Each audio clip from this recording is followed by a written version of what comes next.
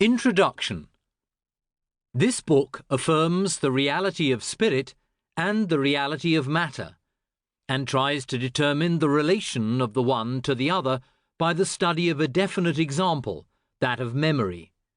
It is, then, frankly dualistic.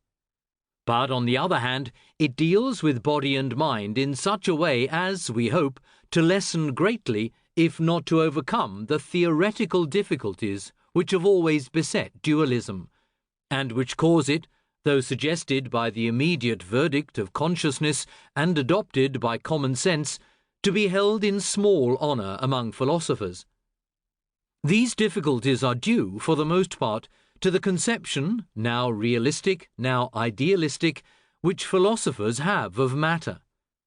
The aim of our first chapter is to show that realism and idealism both go too far, that it is a mistake to reduce matter to the perception which we have of it, a mistake also to make of it a thing able to produce in us perceptions, but in itself of another nature than they. Matter, in our view, is an aggregate of images, and by image we mean a certain existence which is more than that which the idealist calls a representation, but less than that which the realist calls a thing. An existence placed halfway between the thing and the representation. This conception of matter is simply that of common sense. It would greatly astonish a man unaware of the speculations of philosophy if we told him that the object before him, which he sees and touches, exists only in his mind and for his mind, or even, more generally, exists only for mind, as Berkeley held. Such a man would always maintain that the object exists independently of the consciousness which perceives it. But, on the other hand, we should astonish him quite as much by telling him that the object is entirely different from that which is perceived in it, that it has neither the colour ascribed to it by the eye, nor the resistance found in it by the hand. The colour, the resistance, are, for him, in the object. They are not states of our mind. They are part and parcel of an existence really independent of our own. For common sense, then, the object exists in itself, and, on the other hand, the object is, in itself, pictorial, as we perceive it.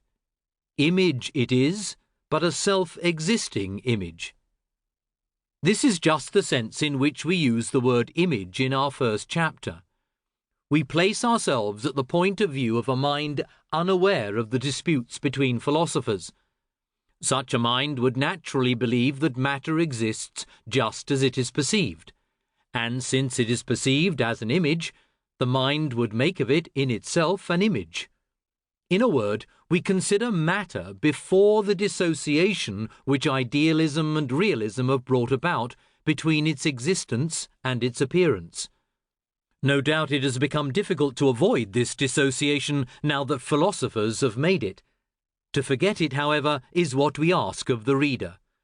If in the course of this first chapter objections arise in his mind against any of the views that we put forward, let him ask himself whether these objections do not imply his return to one or other of the 2 points of view above which we urge him to rise.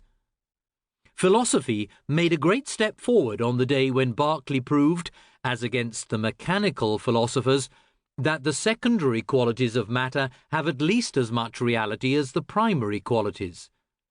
His mistake lay in believing that, for this, it was necessary to place matter within the mind and make it into a pure idea. Descartes no doubt had put matter too far from us when he made it one with geometrical extensity, but in order to bring it nearer to us, there was no need to go to the point of making it one with our own mind. Because he did go as far as this, Berkeley was unable to account for the success of physics, and whereas Descartes had set up the mathematical relations between phenomena as their very essence, he was obliged to regard the mathematical order of the universe as a mere accident. So the Kantian criticism became necessary, to show the reason of this mathematical order and to give back to our physics a solid foundation. A task in which, however, it succeeded only by limiting the range and value of our senses and of our understanding. The criticism of Kant on this point at least would have been unnecessary. The human mind, in this direction at least, would not have been led to limit its own range. Metaphysics would not have been sacrificed to physics if philosophy had been content to leave matter halfway between the place to which Descartes had driven it and that to which Berkeley drew it back, to leave it, in fact, where it is seen by common sense.